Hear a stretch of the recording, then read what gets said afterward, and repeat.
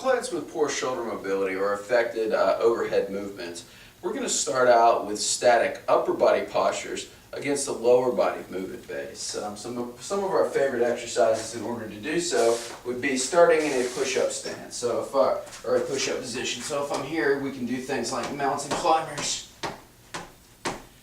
steps out, really anything involving the legs. Sled pushes is another really good one. I'm just using a mat here to demonstrate, but all of those are fair game.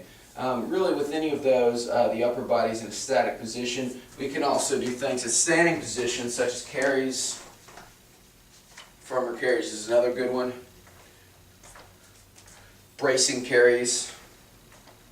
And overhead carries. We can incorporate things like lunging, squatting.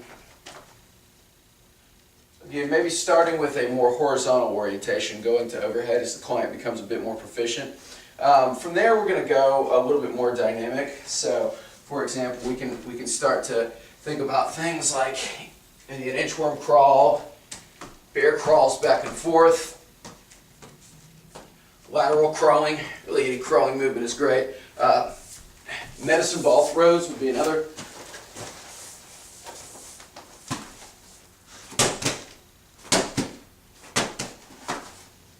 And then eventually getting back into these assisted full body movements. So after that phase, we would throw in maybe an assisted push-up. Finally moving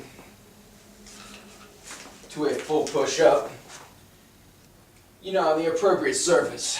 So if the client lacks the ability to do it on the floor, we can simply elevate them on a step or a higher surface as well. The same is true of overhead activities, beginning statically, as the client gains proficiency.